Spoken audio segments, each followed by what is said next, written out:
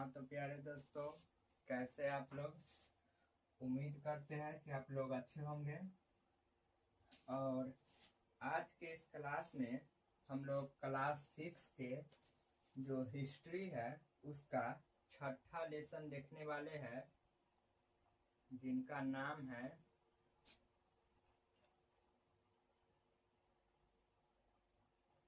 नए प्रश्न एवं नए विचार। यानी नए प्रश्न और सीधा है नए प्रश्न नए विचार। नए प्रश्न नए विचार। चलिए, अब इस चैप्टर में ये जो छठा चैप्टर है इतिहास का, उसका नाम है नए प्रश्न नए विचार। यानी आपके मन में अब नए नए प्रश्न और नए नए विचार उठेंगे। और उस समय भी नए नए प्रश्न और नए नए विचार उठते थे। अलग अलग चीज काफी डेवलप होने लगे। इससे पहले के चैप्टर में हम लोगों ने 16 महाजन पद के बारे में जाना था, जो आप लोगों को केवल दो जाना बताए थे, एक मगध और दूसरा वज्जी।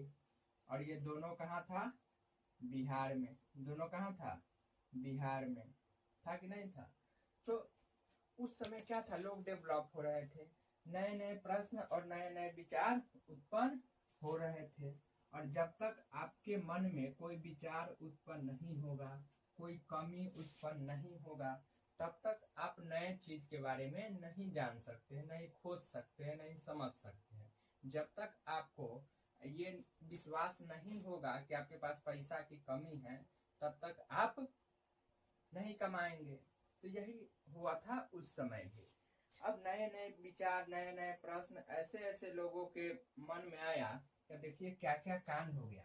अब वो समझते हैं, जो कि इसमें पढ़ना है आप लोगों को।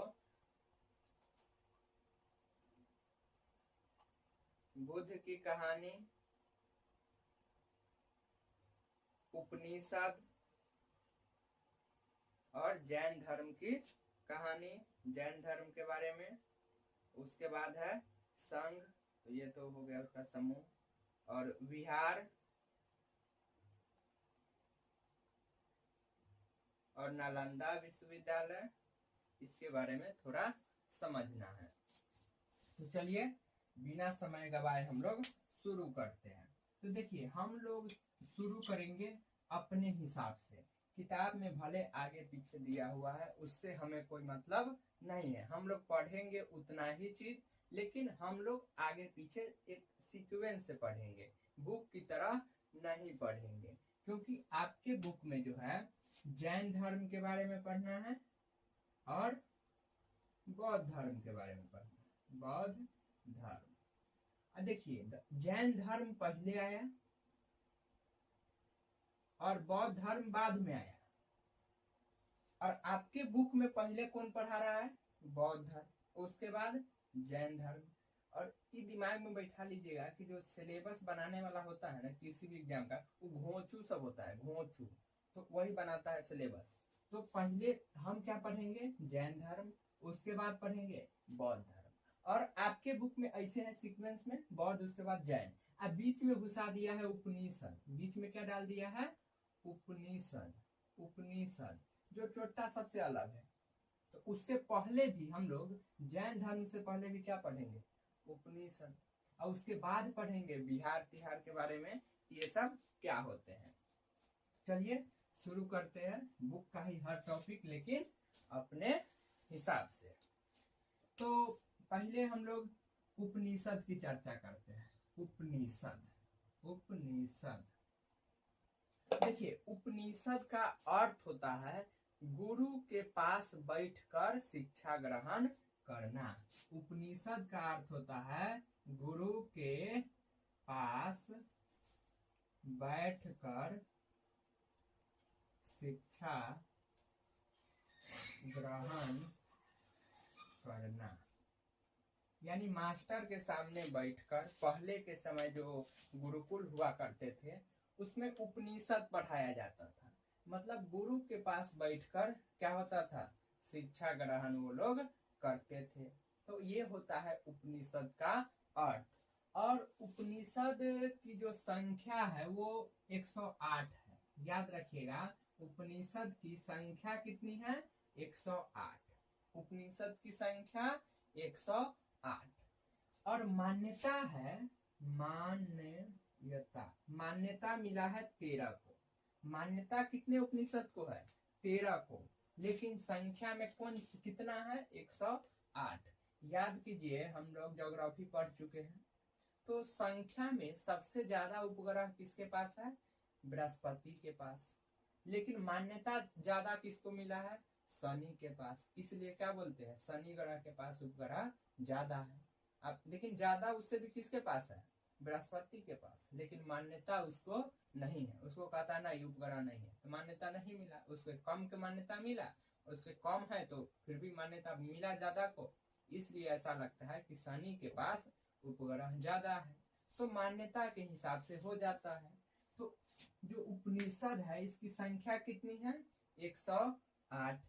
और मान्यता कितने को मिले हैं? तो आप कहिएगा 13। मान्यता कितने को मिले हैं? तो 13। चलिए, दिख रहा है।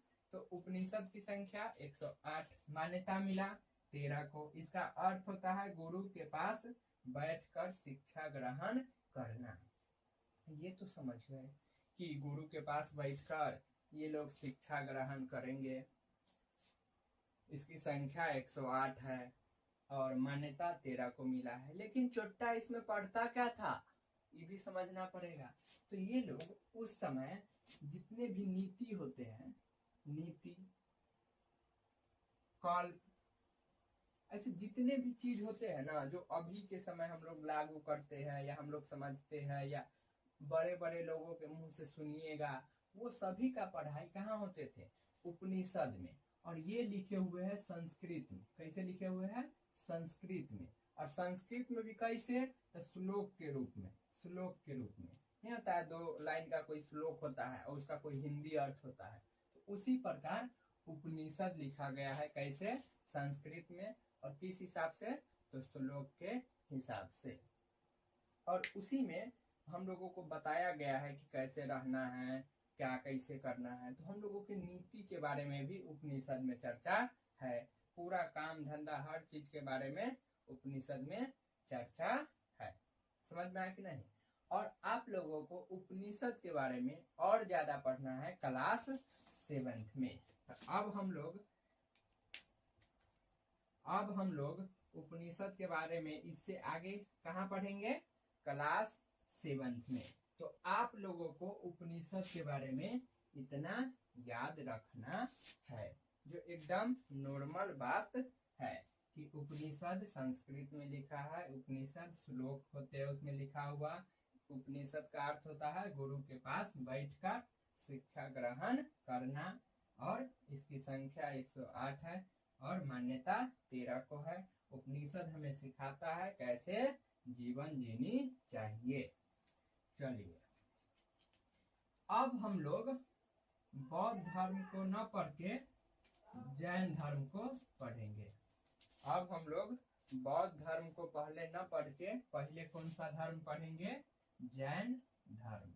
क्योंकि बौद्ध धर्म से पहले कौन सा धर्म आया था? जैन धर्म। ऐसे समझिए तो अच्छा रहेगा, समझने में जो है आसानी होगा। यहाँ तक में कोई दिक्कत? तो अब हम लोग कौन सा धर्म पढ़ने वाले हैं? बौद्ध धर्म। चलिए, जैन धर्म।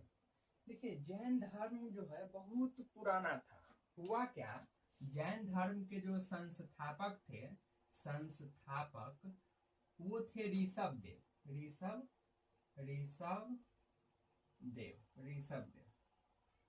जैन धर्म के संस्थापक कौन थे? ऋषभ देव। लेकिन उन्होंने ज्यादा कुछ नहीं किए। उनके समय में जैन धर्म का विकास उतना नहीं हुआ। इनके बाद दूसरा आए, इनके बाद तीसरा गुरु आए, इसके बाद चौथा, पांचवा, छठा, सातवां, आठवां, नौवां, इसी तरह करते करते 24वां गुरु आए। तब कौन सा गुरु आए? 24वां गुरु जैन धर्म के। उनका नाम था महावीर स्वामी। और जब महावीर स्वामी बने ना 24वां गुरु जैन धर्म के, तो इन्होंने जैन धर्म को एकदम अच्छा से सरवाइव किए, अच्छा से हर जगह इनको मतलब ये प्रचार प्रसार किए, लोग इनको अपनाए। तो इसीलिए जैन धर्म का वास्तविक गुरु किसको बोलते हैं? महावीर स्वामी को। वास्तविक गुरु किसको बोलते हैं? महावीर स्वामी को। जैन धर्म के वास्तविक गुरु महावीर स्वामी। और इनके बाद कोई गुरु नहीं बने थे। जैन धर्म में इनके बाद कोई गुरु नहीं बने थे। और इससे पहले जितने भी 23 गुरु थे, 23 इससे पहले होंगे ना, इससे पहले जितने भी 23 गुरु थे उनके बारे में कोई खास जानकारी आप लोगों को नहीं जानना, लेकिन महावीर स्वामी के बारे में अच्छा से सब कुछ जानना है। तो आप लोग तैयार है? जैन एक धर्म है, जैसे हिंदू धर्म है उसी प्रकार जैन धर्म बने। ये भी हिंदू धर्म से ही बने हैं, इसके बारे में भी धीरे धीरे आपको समझ में आएगा। देखिए, एक बच्चा था जिसका नाम था क्या? तो वर्धमान। क्या नाम था? वर्धमान। बच्चा का नाम क्या था? वर्धमान। मतलब ये है कि जो महावीर स्वामी थे ना, इनका बचपन का नाम था वर्धमान। बचपन का नाम क्या था? वर्धमान। महावीर स्वामी के बचपन का नाम क्या था? वर्धमान। और इनका जन्म हुआ था 540 ईसा पूर्व। जन्म कब हुआ था? 540 ईसा पूर्व। अब देखिए, ईसा पूर्व मतलब बताए हुए है ईसा मसीह के जन्म से 540 वर्ष पहले हुआ होगा, ये ना ईसा पूर्व BC। तो इनका जन्म हुआ 540 ईसा पूर्व पहले। और कहाँ हुआ? तो बिहार के वैशाली में। कहाँ हुआ? बिहार के वैशाली में। और वैशाली में कौन जगह? तो कुंडग्राम। कुंडग्राम में। याद रखिएगा। महावीर स्वामी के बचपन का नाम वर्धमान। इनका वर्धमान का यानी महावीर स्वामी का जन्म कब हुआ? तो 540 ईसा पूर्व। कहाँ पे हुआ? तो वैशाली के कुंडग्राम में, यानी बिहार में ही हुए थे। और ये राजा का पुत्र थे, तो इनको कोई चीज की समस्या नहीं था। इनको कोई चीज की समस्या नहीं था। इनके माता का भी नाम जान लेते हैं। माता का नाम था यशोदा। माता का नाम क्या था? यशोदा। क्या लिखा गया? महावीर स्वामी के माता का नाम यशोदा। और इनके पिता का नाम था सिद्धार्थ। पिता का नाम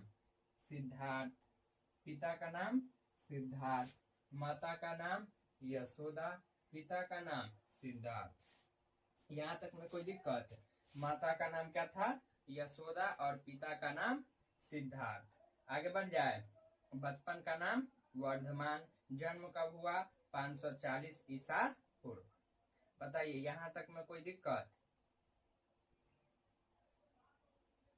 माता का नाम गलती लिखी है ये, त्रिशाला। वही तो सोच रहे हैं। ये इनके पत्नी का नाम था। माता का नाम था त्रिशाला। माता का नाम क्या था? त्रिशाला। और इनके पत्नी का नाम था यशोदा। पत्नी का नाम क्या था? यशोदा। याद रखिएगा, पत्नी का नाम क्या था? यशोदा। और इनकी एक बेटी थी जिसका नाम था प्रियदर्शनी। प्रियदर्शनी। तो महावीर स्वामी का जन्म कब हुआ? 540 ईसा पूर्व वैशाली के कुंडग्राम में। इनके माता का नाम क्या था? त्रिशाला। पिता का नाम क्या था? सिद्धार्थ। इनके बचपन का नाम वर्धमान। बचपन का नाम क्या था? वर्धमान। इनके पत्नी का नाम यशोदा। इनके बेटी का नाम प्रियदर्शनी। बेटी का नाम क्या था? प्रियदर्शनी। धीरे धीरे समय आगे बढ़ता गया। इनके बेटी का भी शादी हो गया, तो इनका दामाद हो जाएंगे। क्या होंगे? दामाद। जमाली। दामाद का नाम क्या था? जमाली। दामाद का नाम क्या था? जमाली। और जब गौतम, ये जो महावीर स्वामी थे, यानी वर्धमान जब 30 साल के हुए तो घर त्याग दिए। 30 वर्ष में क्या किए? घर त्याग दिए, गृह त्याग। तो महावीर स्वामी जो है घर कितने वर्ष पे त्याग दिए? 30 वर्ष पे, और 12 साल तक तपस्या किए। याद रखिएगा, इन्होंने मतलब जो ज्ञान की प्राप्ति के लिए तपस्या कितने वर्ष किए?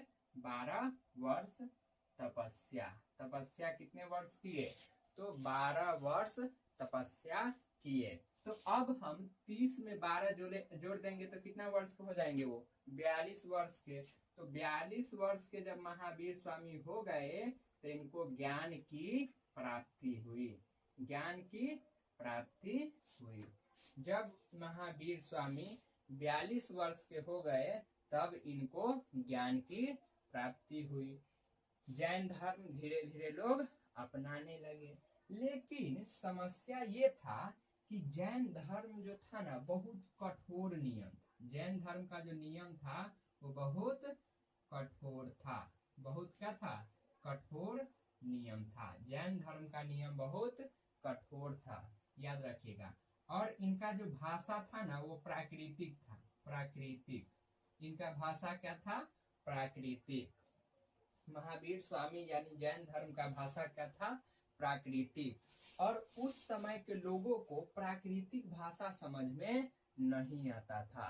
ऐसे समझिए कि जो प्राकृतिक भाषा था उस समय अभी के इंग्लिश की तरह था। भारत में तो न के बराबर लोग समझेगा। अब अपना यूपी बिहार में आ जाए तो उसको मार के बेलगा देगा सब। तो भाग भाग अंग्रेज है, इंग्लिश बोलता है। तो उसी तरह उस समय का हाल था। प्राकृतिक भाषा लोगों को समझ में नहीं आता था, बहुत ज्यादा हार्ड लगता था, किसी किसी को समझ में आता था, जिस कारण से ये ज्यादा विस्तार नहीं कर पाया। अब प्लस में जो समझता भी था वो नियम देख के चकरा जाता था कि जैन धर्म अपनाएंगे तो इतना नियम का पालन करना पड़ेगा। अब इतना नियम पालन करेंगे तो फिर मेरा जिंदगी खत्म हो जाएगा, कुछ पढ़ ही नहीं पाएंगे। तो इसलिए भी लोग जैन धर्म को ज्यादा नहीं अपनाए। तो जैन धर्म उतना ज्यादा विकास नहीं कर पाया, हम लोग आगे समझेंगे, बौद्ध धर्म की अपेक्षा। और ये जो महावीर स्वामी थे अपना पहला उपदेश दिए थे राजगीर में। पहला उपदेश कहाँ दिए थे? राजगीर में। पहला उपदेश कहाँ दिए थे? राजगीर। जो बच्चे लोग घूमने जाते हैं सरकारी स्कूल की तरफ से, आप लोग भी हो सके तो जाइएगा राजगीर। तो वहां पे महावीर स्वामी ने पहला उपदेश दिए थे। और अंतिम उपदेश दिए थे, अंतिम उपदेश दिए थे पावापुरी। पावापुरी अंतिम उपदेश कहाँ दिए थे? पावापुरी। और पहला उपदेश राजगीर। और महावीर स्वामी की विशेषता था कि वो हर जगह ज्यादा दिन नहीं रुकते थे। 2 से 3 दिन, 1 दिन 2 दिन बहुत हो गया, वो ज्यादा रुकते नहीं थे। तो हर जगह वो ज्यादा रुकते नहीं थे, इतना ध्यान रखिएगा। और पहला उपदेश कहाँ दिए? राजगीर में। और अंतिम उपदेश पावापुरी में। और उस समय महाजन पद भी था, याद आया? महाजन पद जब चलने लगा ना तब ये धर्म का विकास हुआ। जैन धर्म, बौद्ध धर्म उसी समय आया था। तो पावापुरी में जब ये थे, वो वहां पर जो राजा था, शासन था जिस महाजन पद का, उसका नाम था मल्ल। क्या नाम था? मल्ल महाजन पद 16 में से एक था मल्ल। तो वहां पे इनकी मृत्यु हो गई। पावापुरी में महावीर स्वामी का मृत्यु हो गया। अब किसी धार्मिक गुरु का जब मृत्यु होता है तो बहुत बड़ा मतलब शोक हो जाता है लोगों के नजर में, बहुत ज्यादा दिक्कत होता है कि अरे वो मर गए। खूब मतलब वो हुआ कि उनकी मृत्यु हो गई। बहुत नाम थे, आप गुरु था एक धर्म का, तो बहुत मतलब वो हुआ। तो जहाँ मरे पावापुरी में, वहीं पास एक तालाब था, बहुत बड़ा तालाब था पावापुरी में। अब मल्ल राज्य के अंदर में आता था, वहां पे मर गए। तो जो मल्ल महाजन पद के जो राजा थे, एकदम धूमधाम से भोज भात हुआ, अच्छा से इनका अंतिम संस्कार किए गए, धूमधाम से हर एक कर्मकांड किए गए। और उनके मरने के बाद जो है पावापुरी में जो तालाब था बहुत बड़ा, उस तालाब के बीच में एक मंदिर बना दिए गए। किनके लिए? किनके याद में? तो महावीर स्वामी के लिए। और उसी मंदिर को बोलते हैं पावापुरी की मंदिर, यानी जल मंदिर। उस मंदिर को बोलते क्या है? जल मंदिर। जो कहाँ है? जल मंदिर। जल मंदिर कहाँ है? तो पावापुरी में। जल मंदिर कहाँ है? पावापुरी में। किनका मंदिर है? महावीर स्वामी का। इसका मतलब है कि पावापुरी किस धर्म का स्थल है? तो क्या बोलेंगे? जैन धर्म का। पावापुरी किस धर्म का स्थल है? तो जैन धर्म का। यहाँ तक में उम्मीद करते हैं कोई दिक्कत नहीं होंगे। अगर आप चाहे तो इसका स्क्रीनशॉट भी ले सकते हैं। आपके लिए इतना जरूरी था तो इतना ही बताए है। और यही है कि जो इससे मतलब कोई हाईयर लेवल वाले को बताते तो उसको ये भी बताते कि कौन महीना में मरा है, कौन साल में मरा था, कितने साल पे मरा था, अंतिम सावन कहाँ बिताया था, अंतिम बरसात कहाँ बिताया था, मल में कितना दिन रुका था। तो ए टू जेड हर चीज बताना पड़ता है। तो जिसको जितना जरूरी रहता है उसको उतना ही बताए जाते हैं। तो आपके लिए इतना ही जरूरी था। बताइए यहाँ तक में कोई दिक्कत? मिटा दिया जाए। अब जैन धर्म समझ गए होंगे। अब बाद में हम लोग जैन और बौद्ध में फिर तुलना भी करेंगे। और जैसे हिंदू धर्म में अलग अलग बुक लिखे गए हैं, उस तरह इनके धर्म में भी अलग अलग काफी बुक लिखे गए हैं। चलिए इसको मिटा देते हैं।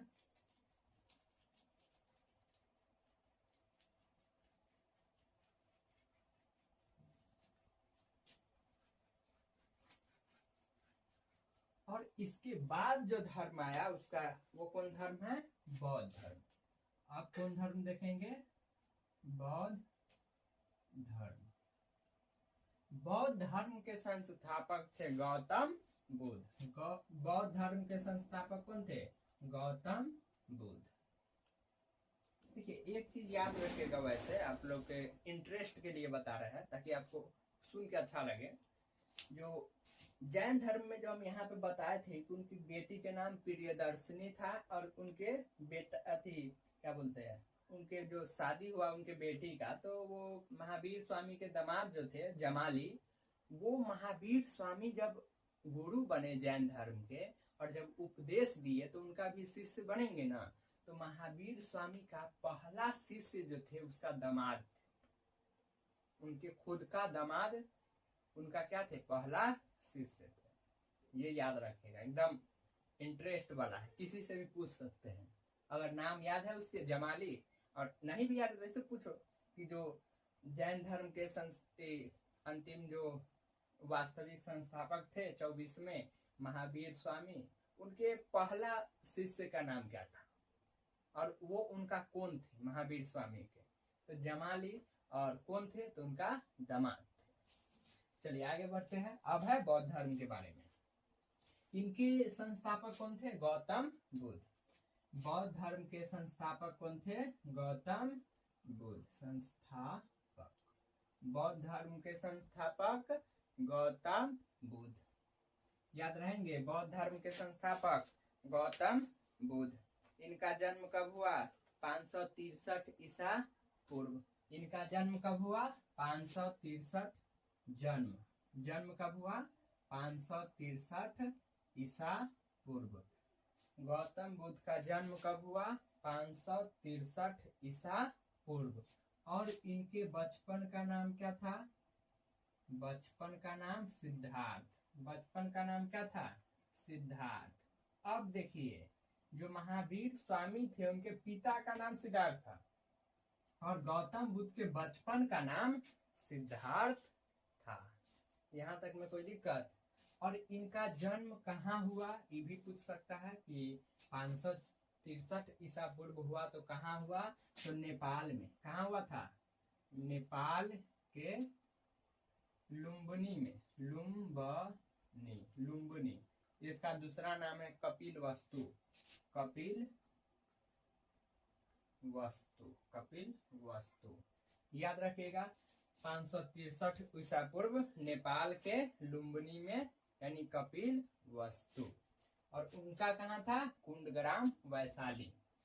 और इनके बचपन का नाम सिद्धार्थ, बचपन का नाम सिद्धार्थ, बचपन का नाम सिद्धार्थ।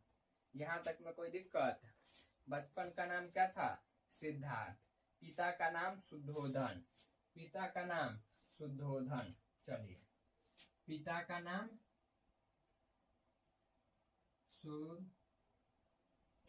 वो लिखने नहीं आता, शुद्धोधन, शुद्धोधन, ठीक है। पिता का नाम शुद्धोधन।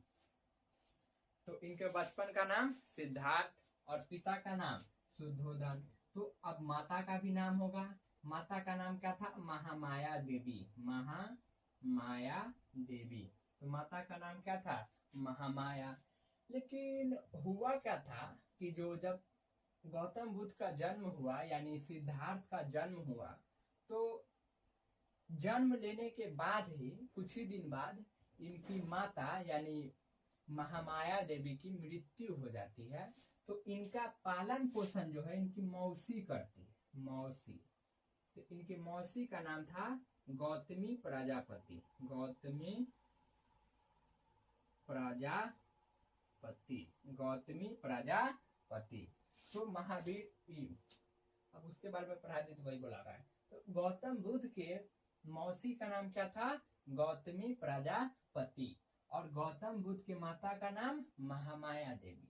जब गौतम बुद्ध का जन्म हुआ तो महामाया देवी यानी उनके माता का मृत्यु हो गया। तो उनका पालन पोषण गौतम बुद्ध का कौन किए, तो उनकी मौसी गौतमी प्रजापति। और एक समय क्या हुआ, ये जो सिद्धार्थ थे गौतम बुद्ध, ये भी राजा के बेटा थे। तो शुद्धोधन जो थे वो बुलाए अपने दरबार में, जो ज्योतिष होते हैं बताते हैं ना कि ये हाथ देख के कि ये इसका 4 गो बियाह होगा और 100 बच्चा होगा और ये हर दिन एरोप्लेन पे घूमेगा, ऐसे करके बताता रहता है। तो इनके बारे में भी आया भविष्यवाणी करने के लिए। तो ज्योतिषी बोला कि ये जो बच्चा है ना, ये आगे चल के घर त्याग देगा। घर क्या करेगा, त्याग देगा। मतलब कि ये जिस दिन दुनिया को देखेगा, इस दुनिया के नजारा को, उस दिन ये घर को त्याग देगा। तो अब इनको डर हो गया शुद्धोधन को कि पत्नी मर गई, बच्चा घर त्याग देगा तो मेरा क्या होगा। तो इसके चक्कर में शुद्धोधन ने सिद्धार्थ जो थे गौतम बुद्ध, इनको इस तरह से पालन पोषण किए कि कभी इनको बाहरी दुनिया देखने का मौका मिला ही नहीं। खूब अच्छा से खाना पीना एकदम मस्त रहता था, इनको कोई दिक्कत नहीं होते थे। और इनका शादी भी करा दिए। क्या किए, इनका शादी करा दिए। तो इनका क्या हो जाएंगे, पत्नी हो जाएंगे। क्या होंगे, पत्नी। और इनके पत्नी का नाम था यशोधरा, यशोधरा। अब देखिए ध्यान से, महावीर स्वामी के पत्नी का नाम, महावीर स्वामी के पत्नी का नाम क्या था, यशोदा। और यहाँ पे है गौतम बुद्ध के पत्नी का नाम यशोधरा। तो इसमें कंफ्यूज नहीं होइएगा। उनके माता का नाम था त्रिशला देवी और इनका माता का नाम महामाया देवी और मौसी के नाम गौतमी प्रजापति। तो ये सब कंफ्यूज हो जाते रहते हैं। इनके पिता का नाम शुद्धोधन, उनके पिता का नाम सिद्धार्थ। तो इनके पत्नी थे यशोधरा और इनका एक बेटा हुए, गौतम बुद्ध का एक बेटा हुए जिनका नाम था राहुल। गौतम बुद्ध के बेटा का नाम क्या था, राहुल। अब एक समय की बात है, गौतम बुद्ध अपने रथ से घूमने के लिए बाहर निकले। तो वो देखे कि एक उस राज्य में एक आदमी का मृत्यु हो गया था। तो सभी लोग नहीं एकदम राम राम सत्य है, राम राम सत्य है करते हुए जा रहे थे। तो गौतम बुद्ध ये सब कभी नहीं देखे थे जिंदगी में। तो वो पूछे कि वो क्या जा रहा है। तो उनका जो सारथी था, रथ चलाने वाला, वो बोले कि ये मर गए हैं इसलिए इनको अब जलाने ले जा रहे हैं। तो कहा कि ये कैसे कैसे होता है? तो कहा कि हर इंसान को एक न एक दिन मरना है और फिर उनका अस्तित्व खत्म हो जाएगा। तो गौतम बुद्ध कहे कि क्या मेरा भी अस्तित्व खत्म हो जाएगा, हम भी इस तरह मतलब जल जाएंगे एक दिन? कहा हाँ आप भी जल जाएंगे। तो कहा सब जल जाएंगे? तो हाँ सब जल जाएंगे। और एक साधु को देखे पूजा करते हुए एकदम साधना में लीन। तो कहा ये कौन है? तो कहा कि ये साधु बाबा है, ये भगवान की पूजा करते हैं, इनको इस सब से कोई मतलब नहीं है, राजपाट से कोई मतलब नहीं है, इनको जो मिला उसी में संतुष्ट है। तो बहुत अच्छा है। फिर घूम घूम के आए और इनका मति बदल गया। जब घूम घूम के घर पे आए तो गौतम बुद्ध का मति बदल गया और ये बेचारा अपना झोरा झंडी उठाए और गृह त्याग दिए, यानी ये भी घर को त्याग दिए। ये भी क्या किए? घर को त्याग दिए और चल दिए। और हुआ क्या, अलग अलग जगह इधर उधर वो ध्यान करते थे। तो एक दिन ध्यान कर रहे थे, कहाँ पे? तो गया जिला में। कहाँ पे? गया जिला में। गया जिला में उस समय एक नदी था जिसका नाम था निरंजना नदी। निरंजना नदी। निरंजना नदी। फल्गु नदी अभी नाम है, अभी क्या नाम है? फल्गु। फल्गु नदी के किनारे एक वृक्ष था। और वो वृक्ष किसका था? तो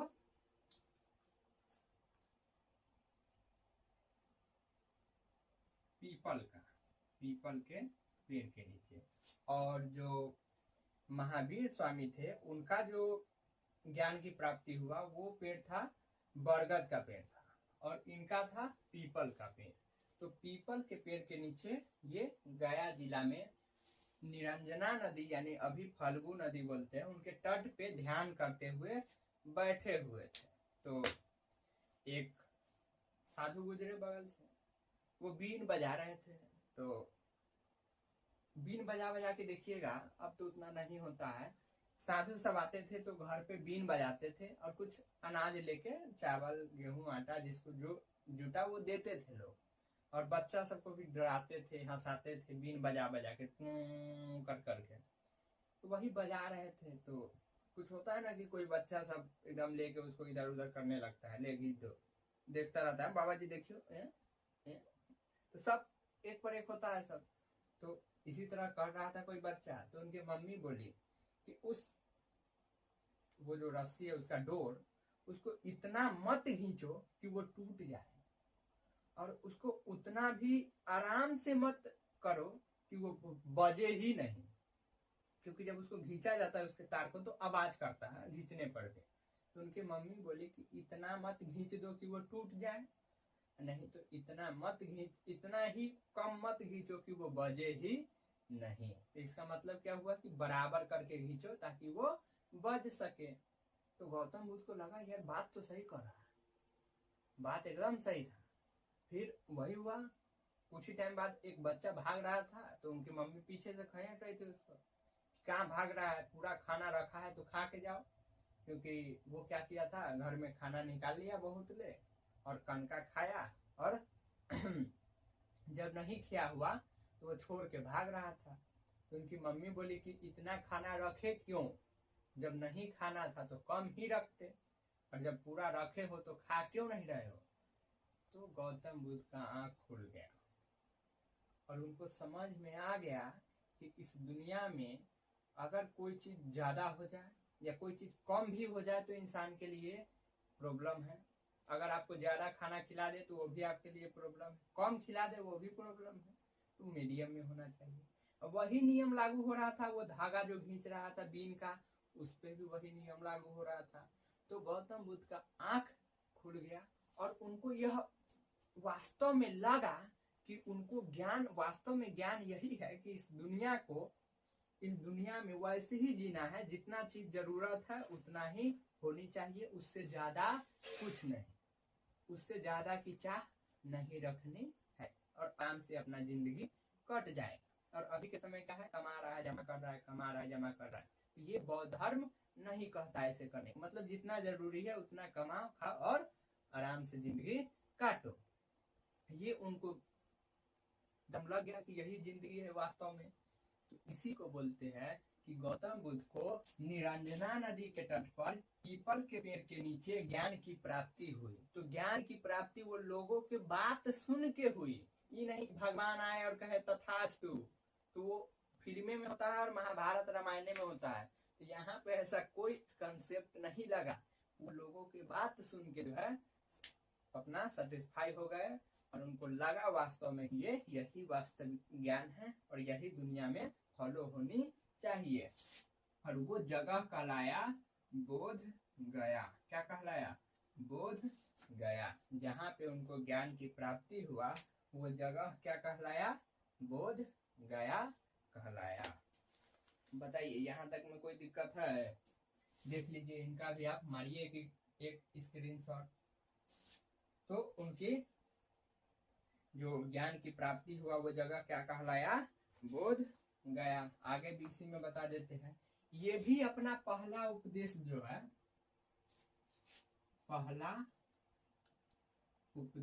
पहला उपदेश जो है इन्होंने भी राजगीर में ही दिए थे। कहाँ दिए थे? राजगीर में। गौतम बुद्ध ने भी पहला उपदेश कहाँ दिए? राजगीर में। और अंतिम उपदेश कहाँ दिए? पावापुरी में। पावापुरी। आप कहिएगा कैसे, दोनों का मैच कैसे कर गया? तो यही समझाने के लिए जो है हम आपको पहले जैन धर्म पढ़ाए थे, क्योंकि आपका बुक लिखने वाला लोल है। तो इसी बात को समझाने के लिए हम पहले आपको जैन धर्म पढ़ा दिए, क्योंकि रियल में पहले जैन धर्म आया था। तो पहला उपदेश कहाँ दिए? राजगीर में। और अंतिम उपदेश पावापुरी में। और महावीर का भी यही नियम था, यही लागू होता है वहां भी। वो भी पहले ये दिए राजगीर में और अंतिम में पावापुर में। और गौतम बुद्ध का जो उपदेश देते थे जिस भाषा में, वो भाषा था पाली। भाषा कौन था? पाली। पाली भाषा था। और उस समय पाली भाषा बहुत ज्यादा चलता था। पाली भाषा हर कोई समझते थे। जैसे बिहार में देखिए तो भोजपुरी जो है लगभग सब समझ जाता है। तो उसी तरह उस एरिया में उस समय जो है पाली भाषा फेमस था। पाली भाषा सब समझ भी जाते थे, जिस कारण से सब लोग जो है बौद्ध धर्म को अपनाने लगे। और जब बौद्ध धर्म में उनको ज्ञान की प्राप्ति हुआ ना, तब से उनका नाम पड़ा था गौतम बुद्ध। उससे पहले उनका नाम सिद्धार्थ ही था। तो तब क्या कहलाया था? गौतम बुद्ध कहलाए थे। देख लीजिए गौतमी और बुद्ध, एक बहुत बड़ा खुद में प्रतिमा, एक बहुत बड़ा नाम, जिसको बहुत ज्यादा ज्ञान हो जाए कर्म धर्म इस सब का, तो उसको बुद्ध बोलते हैं। तो इसलिए गौतम बुद्ध नाम पड़ा। और इनका भाषा क्या था? पाली। और भाषा पाली क्या था? लोकल था, सबको समझ में आता था। इसलिए सब लोग क्या अपनाते थे? बौद्ध धर्म को अपना लेते थे। जल्दी समझ में आता था और इसमें नियम भी आसान था। जैन धर्म की अपेक्षा इनका नियम क्या था? बहुत आसान था। एकदम सिंपल लाइफ जीना है, सिंपल कमाना है, खाना है, नो काई कटकट, एकदम सिंपल जीना है। तो इसका मतलब एक चीज आप समझ रहे हैं कि जो बौद्ध धर्म है या जैन धर्म है वो हिंदू धर्म का ही भाग है। हिंदू धर्म का क्या है? भाग है। तो पाली भाषा इनका था। अच्छा खासा उपदेश देते थे, बहुत ज्यादा अनुयायी हो गए, चलने लगा। और जब ये फेमस हो गए तो इनका परिवार वाले सब आके इसको मनाते थे कि चलो घरे चलो, ये सब क्या कर रहा है, घरे चलो। फिर भी ये नहीं गए और अपना मार्ग पे चलते रहे। 80 साल के उम्र में इनकी मृत्यु हो जाती है। तो अगर हम 563 में 80 घटाएंगे तो अभी का समय जो कट रहा है ना, नीचे चल रहा है, तो 80 घटाएंगे तो जो टाइम आएगा उनमें उनकी मृत्यु हो गया था। और महावीर का 72 उम्र में। तो ये उपदेश देते हुए जा रहे थे, हर जगह अपना उपदेश देते देते देते देते कहाँ पहुंचे? पावापुरी में। और बौद्ध धर्म का नियम था कि जो भी मिले भिक्षा पात्र में उसे खाना है। तो एक समय क्या हुआ था कि जो चील होते हैं ना, बाज वगैरह, वो मांस को लेके उड़ जाते हैं। तो वो लेके उड़ रहे थे तो ऊपर से जो है मांस उनके मुंह से छूट गया और एक भिक्षु के जो कटोरी था उसमें गिर गया, जिस कारण से बुद्ध ने कहा कि जो भी है उस पात्र में उसको खा जाओ। तो वो खा गए। और जिस कारण से अलग अलग बहुत चीज ऐसा कहानी वानी है जो हमको नहीं बोलना चाहिए, इसलिए हम नहीं बोलेंगे। और आगे बढ़ते हैं। तो जब पावापुरी में पहुंचे तो वहां पे जो है जो राजा थे, मतलब अच्छा खासा जमींदार जिसको बोलते हैं, वो जैन धर्म के थे। वो किस धर्म के थे? जैन धर्म के। और उन्होंने क्या किए, उनको ऐसा लगा कि जो बौद्ध धर्म है वो पाली भाषा है। अब पाली भाषा नॉर्मल है, सबको समझ में आता है, तो कहीं ऐसा ना हो कि यहाँ के लोग भी जो है क्या करें, बौद्ध धर्म को अपना ले, जैन धर्म को छोड़ दे। जिसके कारण इस डर से, इस ईर्ष्या में या कुछ भी कहे, उसके चक्कर में जो पावापुरी के जो जमींदार थे वो गौतम बुद्ध और उनके जितने शिष्य थे उनको खाना के लिए आमंत्रित किए। वो लोग आए, खाना परोसा गया और गौतम बुद्ध भी खाए। तो गौतम बुद्ध के खाना में जो है पावापुरी के जमींदार जो थे जहर मिला दिए थे। गौतम बुद्ध के खाना में क्या किए थे? जहर मिला दिए थे। तो गौतम बुद्ध खाए और गौतम बुद्ध को डायरिया हो गया। डायरिया में क्या होता है कि आप लैट्रिन से निकलिएगा फिर जाइएगा, फिर निकलिएगा फिर जाइएगा, फिर निकलिए जाइए, निकलिए जाइए, ये वाला हाल हो जाता है। और आपको खाली लैट्रिन में पानी होगा, पीला पीला, मतलब वो पानी आएगा ज्यादा, मतलब आपके शरीर में पानी सूखेगा ही नहीं, आपका शरीर पानी सूखना बंद कर देगा, जिस कारण आपका लूज मोशन होगा, पूरा शरीर में पानी खत्म होगा। और अगर आप सही से इलाज समय पे नहीं हुआ तो मर भी सकते हैं। बहुत खतरनाक होता है।